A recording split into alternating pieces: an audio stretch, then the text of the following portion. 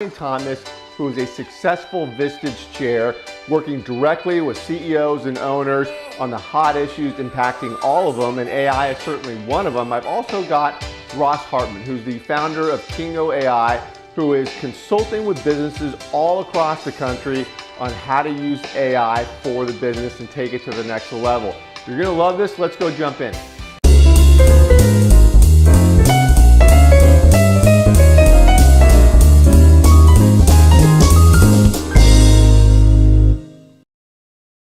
Hi everybody, this is Paul Hitchcock. Welcome to Giant TV. I'm the president and founder of Giant Jackson Media. Really excited for my guest here today, Brian Thomas, who is a very successful Vistage Chair. Welcome, Brian. Thank you, Paul. Great to be here. Yeah, absolutely. And Ross Hartmann, who's the founder of Kingo AI, all about AI and how businesses are using it. Ross, always great to have you here. Thank you so much. Yeah, and so we're going to jump right into this, Brian. We're going to start with you. Love to understand what you're doing there at Vistage, what you're building, and how AI might be coming up, or your thoughts about it. Yeah, thanks, Paul. Well, first of all, as you mentioned, I'm a Vistage Chair. What that means is that I'm a former executive, ran several companies, and now I lead peer advisory groups of CEOs and business owners who meet regularly to share guidance and wisdom, learn from experts like Ross, and make sure we're up to date on the latest ideas on how to run our businesses as effectively as possible. Yeah, and you're in the what area? What area are you? Yeah, I'm in Middle Tennessee, Nashville and Middle Tennessee. Got it. Yeah, love it. And Brian, you're building a chief executive group as CEOs mostly? Yeah, I have several groups actually. I run one group. I chair one group with chair one group. Let me start again. Yeah. I'll edit the follow-up. Yeah, sure. Yeah, I chair several groups. One group is for CEOs and business owners. The second group is called a key executive group. It's for the C-suite who report to those CEOs. And then I'm actually, the first group, CEO group, has been so successful, Paul, I'm actually in the process of launching a second CEO group here in Nashville. Oh, wonderful. Wonderful. And I know, obviously, we've talked a lot offline. I know Vistage, and some of the great things I understand about what you're doing there is everyone's getting together on a monthly basis, all of your CEOs and keys, or maybe keys not monthly, but CEOs monthly, and you're collaborating, you're processing issues. Everyone's kind of opening the door on what's going on with their businesses and helping each other out. Can you describe that environment a little bit? Yeah, it's a unique situation being the CEO or the owner of the company, being at the top of the org chart. It can be very lonely. You have to make decisions with limited information, or biased information even. I used to joke when I was running my company, Paul, nobody ever came to me and said, yeah, Brian, I'm the problem. You should let me go, right? That never happened. So it's an opportunity to get in a room and share, be a little bit vulnerable and share the challenges you're facing with other executives who really understand what you're going through and understand the perspective from your seat.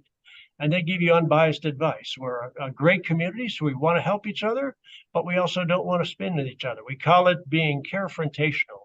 We care enough about each other to get involved and be respectful and polite, but confrontational enough to, we're not there to tell you what you want to hear. We're there to tell you what you need to hear. Right. Yeah. And then beyond that, you're doing the one-to-ones, right? You're meeting with each member individually. Yeah, absolutely. I work with each member up to 2 hours a month as a one-to-one executive coach for any issues that they may not want to bring up to the group, or just the things we want to do a deeper dive into about business challenges. Oh, I love it. And tell me about AI, Brian. Is AI a hot topic amongst the members, and what are you seeing there? Yeah, what I'm seeing is there's obviously the big splash in AI was ChatGPT. Yeah. And I'm seeing a number of the group members who are using ChatGPT for some of their communications, and seeing some of the strengths and some of the things that still need to develop on ChatGPT. But I was fortunate enough, I sat in on Ross's presentation several weeks ago, and my mind was blown about the wide range of opportunities available through AI. And I see it specifically, as we all know, that the great challenge over the last couple of years has been staffing, finding good people, and using AI to supplant some of those staffing challenges, not just ChatGPT, but the whole range of AI, I think is incredibly exciting. And my members definitely want to learn more about that. Yeah, all good stuff. I know it's a hot topic. Ross, what do we need to be focused on here with AI and how businesses can use it, are using it? And give us a background. Yeah, well, I mean, some recent news because this industry changes every day, honestly. Essentially, OpenAI just had their developer conference this morning. They announced new sort of features and new possibilities, new things that would be coming to ChatGPT. And so sometimes it can feel a little overwhelming with how fast the industry, the AI industry changes. But what we really have to understand first is what this technology can do. And so this is why I really recommend that everybody, if you're an executive or if you're a key member of your organization, just get the paid version of ChatGPT. It's $20 a month and play with it and start to learn a little bit about the things that it can do beyond just, writing a poem or writing a song, because it can start to do incredible analysis. So it's not a lawyer, but it can draft contracts. It can review contracts. You still have to send it to your lawyer. But it's a good first pass. It can help with marketing material. It can help with drafting sales letters. Instead of spending an hour kind of thinking about how you're going to write out a memo you're going to send to your entire organization, you could instead have ChatGPT write that and then you edit it afterwards. So that's kind of getting an idea of how the technology works. But the thing I like to say at that point then is it goes so much further, because where you can start to take it beyond that is real workflow automation, to where if you're receiving emails, the AI classifies them and sends them to some other program, or it retrieves information from your CRM or your ERP, or pulls QuickBooks reports and combines those with your ERP reports and puts those into an automated file creation for you. Tons of possibilities. Anywhere where you have data or knowledge work, likely AI can be used, if not to fully automate, at least to improve the efficiency. Interesting. And are there certain industries that have jumped on to AI more than others? Or are you seeing it across the board? I'm seeing it across the board, undoubtedly. I'll say within companies, the lowest hanging fruit does tend to be kind of marketing and sales, just because it's very text driven, it's very idea driven, and AI is great at idea creation and idea generation. And so usually the marketing team jumps on it first. But I see it in every industry. So I'm working with an accounting industry or an accounting firm, construction industry. They're using this for takeoffs, law firm, exactly. Just tons of areas, and they're all using it for different purposes. It's truly data organization, having the AI make decisions, having the AI do QC even, that's a possibility. So you truly see it everywhere. Yeah. And Brian, what sort of industries are you working with there in your group? Yeah, I think one of the things that really intrigued me, Ross, was when you brought up doing takeoffs. I came out of the manufacturing industry. I have a number of construction industry members in my group. Their eyes lit up when I suggested that AI could be used to make their estimating more easily. Can you talk a little bit more about that, please? Yeah, absolutely. I mean, it's a basic idea of AI that you can feed it examples of what came previously. It can analyze those and attempt to predict or make an estimate based on a current project requirement, let's say. So you get a project requirement, it takes that, it looks for similar projects in the past and the actual costs that may have gone with that, and then it's able to use that information to create a first pass estimate.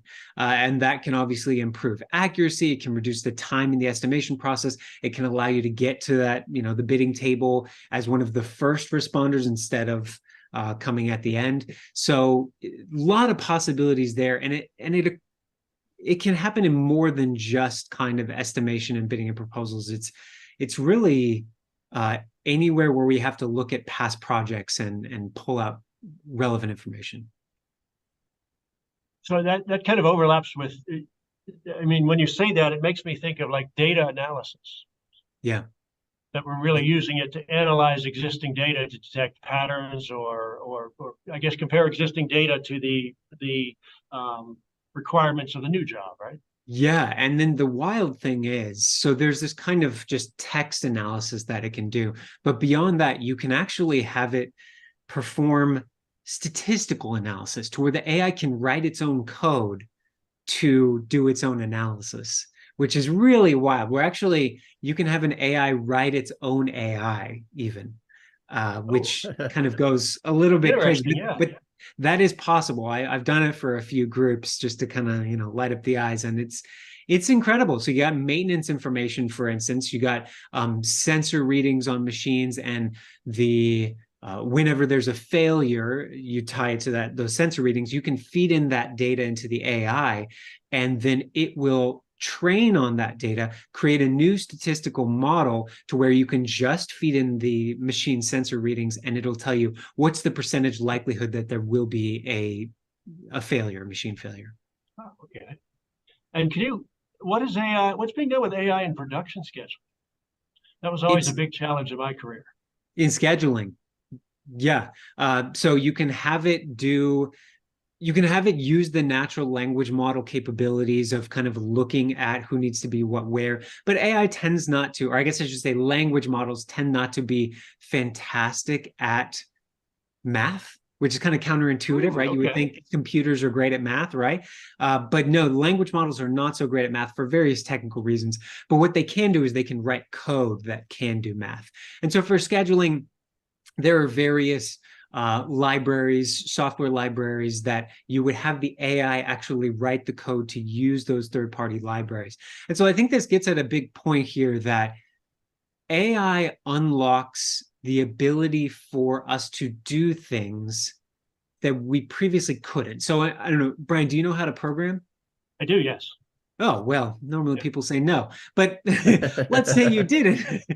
Anyone who doesn't know how to program, they can now, right? I don't. So okay, so Paul, yeah. So Paul can now program, right? You can go to GPT-4, you can describe your problem, and it can write the code for it. And you still want to review it, but it allows you to do things that you previously couldn't. So in a scheduling, if you needed a scheduling or you needed an optimization problem, you could have the AI write the code to call those third-party libraries to solve that problem for you.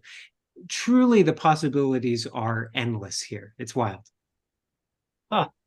But it really fires the imagination. Yes. I mean, that is the issue that I'm having, is that there are too many opportunities in terms of ideas of what you could do with this technology, and just, not enough time to do it all. So let me put myself back in my seat of running a $40 million business. I see AI coming. I'm excited about all the possibilities, but I'm also I want to be personally I always wanted to be on the leading edge, but not the bleeding edge, right? Yeah. So how do I decide how AI? Because I'm sort of babbling here. So how do I decide? I've got some data in different formats. I've got different software systems. I've got different accounting systems. How do I decide how much effort and time it's going to take me to get all that in place so that AI can make recommendations for me?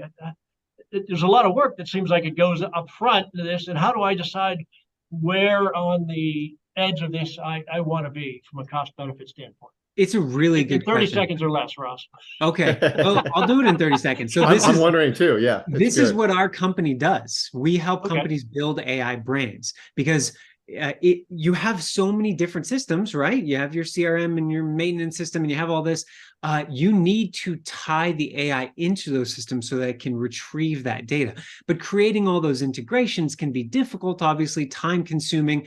And then additionally, you don't want to have to massage your data to get it into the right format. You just want a system that can have the AI access all of your existing data in the format that it's in, and then begin to ask the AI questions, and it can retrieve information from your databases that already exist. So that's what our company does.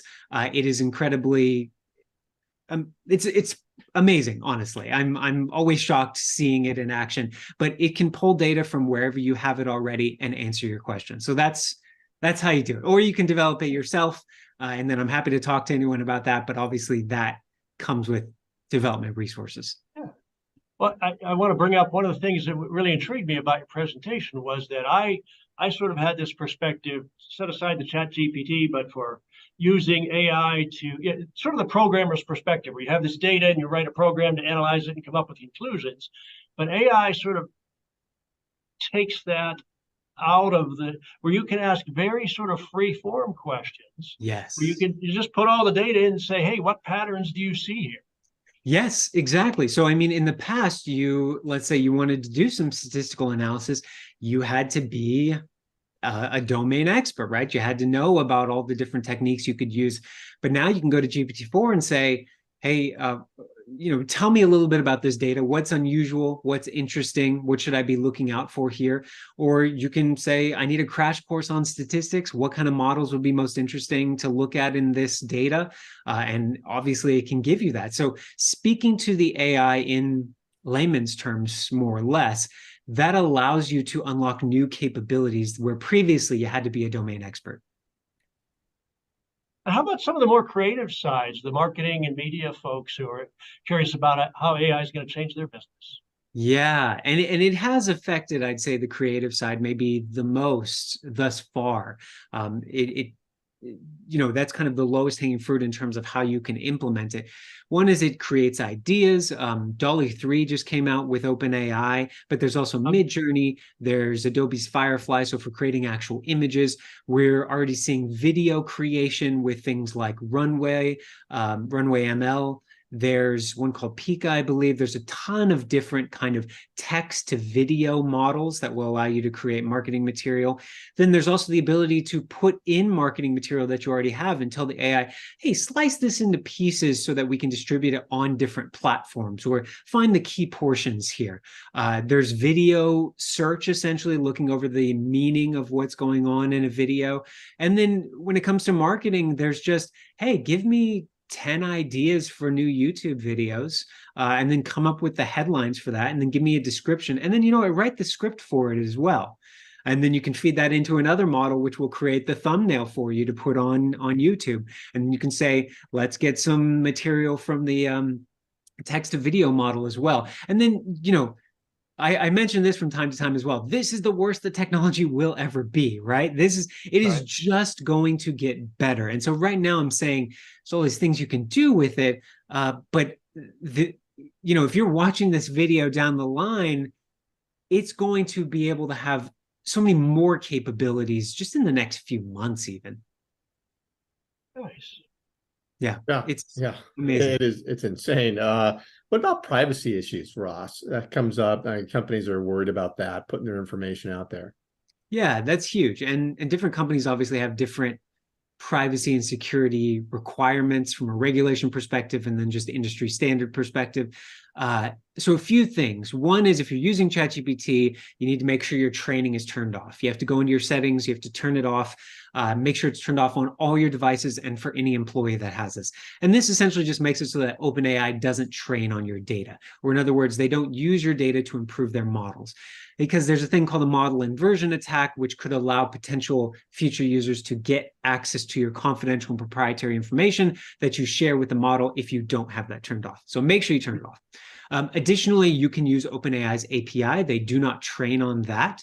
And so in that, and I talk a lot about OpenAI, right? I don't get any money from OpenAI. Why do I talk about them so much? Because it's just hands down, they're currently the leading AI in the field. Google may change that this December by releasing Gemini, which they think will beat GPT-4, but we'll see. So additionally, on the privacy and security perspective, you can release these models on your own infrastructure. So we work with companies to deploy GPT-4 on their own Azure environment, which gives you that much more level of security, essentially, when interacting with the data. Your data doesn't have to go out over the internet. It just goes directly to the model. And then for those who are even more conscientious, if they're not using, government community cloud on Azure or something, they can deploy an open source model. And we're already starting to see incredible improvements in the capabilities of open source AI models, but you can deploy those inside of your cloud system, AWS, Google, Azure, and you can essentially know that your data is not going to any other company because you're the one hosting that model. Now, there's a lot of technical requirements and technical proficiency that's required when you do something like that, but for those companies that really need that extra layer of security, that's a possibility. Yeah. But Ross, if we all turn off training mode, how does AI get smarter? Not everyone will turn it off. That much is true. And then additionally, there's a ton of data out there on the internet, right? People are just having conversations that basically these model companies are pulling that sort of data to learn from. So Gemini, Google's model, is going to be learning from YouTube videos. So it's going to be transcribing the text and obviously Google owns YouTube. They own all the data on YouTube. Additionally, there have been recent studies that show that AI can actually create its own training data and learn based on that. So that honestly is kind of shocking that it can create synthetic data, is what it's called, and then it learns from that synthetic data. So we'll see that. I think there's a lot of research still going on in that area, but that's a possibility. So I'm a small business owner. Maybe I've got, say, a $20 million business. How do I get started in this? Where do I get a toehold in AI? Yeah. So one is get ChatGPT. Make sure you understand how it can be used, what it can do, understand the opportunity essentially. And then after that, get key players in your organization access to it. Learn a little bit about prompt engineering, which is how you get essentially better at talking to the AI to get better output. Then do an assessment of your organization to determine what are the tasks and the roles that can most benefit from AI. Once you have a good understanding of what it excels at and what it maybe doesn't do so well at, you can understand what tasks can we either fully automate or partially automate through AI, or at least improve, or even unlock new capabilities that we didn't have before. From there, roll out potentially a pilot program with key players in your organization. You can also then start to measure the ROI from that point of view. And then after that, I suggest that if there's one reason that this is going to fail in your organization, it's not because you haven't done the necessary technical, requirements and deployment. It's not because you haven't done the training or the education. It's because people forget that you can use this. So make sure that folks see this on a day-to-day basis. Make sure it's, people's homepage. Make sure that you have a Slack or a Teams channel so that people are talking about where they're having success with AI, or even where they're not, so that others can jump in and say, actually, I did get that to work, and here's how. And then finally put together a prompt library, which is kind of your list of the different prompts that you can use to talk to the AI. Those are kind of my first steps that I give to organizations, but there's so much more to do beyond that. Thank you. So what do I tell the people in my organization that are scared that AI may take their job away? There's a couple of different ways to go about that. One is just the cold, hard genie's out of the bottle. There's no going back from here. AI is here. Nothing you can do about it. The other thing is that AI will not replace you. This much is clear. We're kind of seeing this. AI will not replace you, but someone using AI will. So we're starting to see that those people who are using AI are getting a massive productivity and efficiency improvement. And so in the labor force, on the market, they're going to have their pick about which jobs they want to get at, right? And if you're not adopting AI as a tool, because it is a tool, if you adopt it as a tool, you yourself will get more opportunities, you'll be more efficient, you'll be better placed in the labor market. So don't see it as a threat, see it as an opportunity for you as a tool. And then finally, sometimes companies will basically say, okay, I'm coming in, here's where we're going to use AI. Everybody, you better use it or you better get out of the way. I personally would take a different approach to that. And that's instead to go to employees first and say, okay, what do you not enjoy doing, right? What is frustrating about your day? What is annoying? Where are there issues with efficiency or with how quickly you can get things done, right? Okay, let's automate those things so we can get rid of the things you don't like doing and free you up to work on the things that are more creative, more strategic. And so that also reduces burnout and improves employee retention. Thank you. And, Ross, I remember back in the 90s and early 2000s, we had an incredible run in the economy and a huge boom of productivity and efficiency due to the advent of the desktop computer, frankly. Yeah. Is AI a reason to be excited about our economy, the world economy over the next 10, 20 years? 100%. Yeah. I mean, depends who you ask, but some folks, if it does offer what it seems to be offering, we are potentially looking at another sort of industrial revolution, a fourth industrial revolution, because it gives us the possibility of really automating a good chunk of knowledge work. Now, it's going to be a bumpy road about how we get from here to there, undoubtedly. I don't want to sugarcoat it. But it gives us the ability, just like before you had to do accounting on paper and pencil, you bring in the computer, maybe it can do the accounting work that 100 folks could do previously or even more. Well, we're going to see that same level of improvement with AI. We're going to see digital workers even. There is massive reason to be hopeful and excited just from a purely economic standpoint.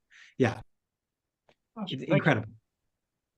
One more question, if I may, a bit particular here. Let's say I'm getting 150, 200 emails a day. Yeah. Can I have AI go through my email and tell me which ones I need to read first? Isn't that funny? Yeah. I'm working on a project for that right now, actually. Okay. The AI can read your email. And which ones I don't need to read at all.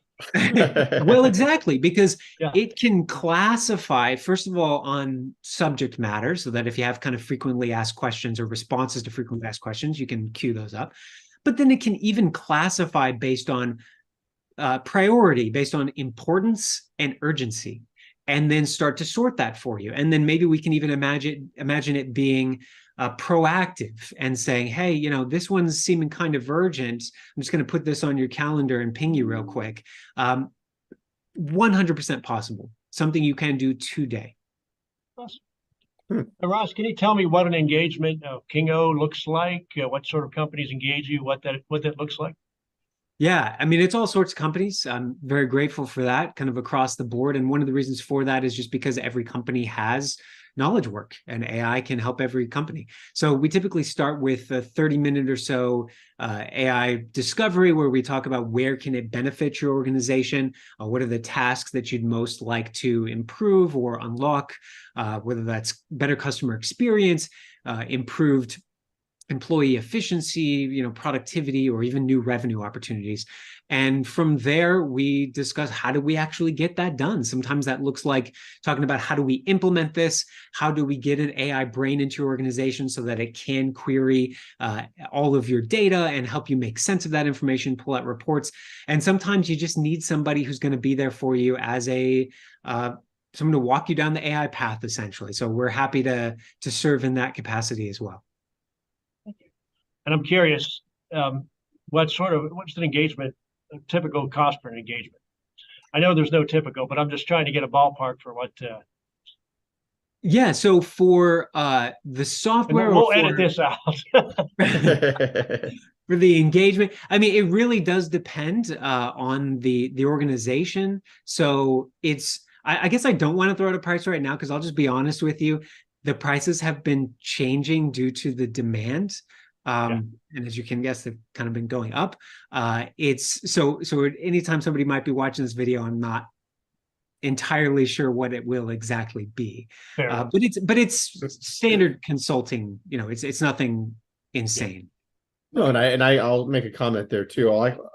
Is that Ross did an assessment for a new company that we're launching through the law firm, and it was awesome. We're, launch a new business which needs messaging going out, people coming in directed to a site with a chat bot on there, and then clicking a link, filling out a form, which generates a proposal, and they fill out and get back to us.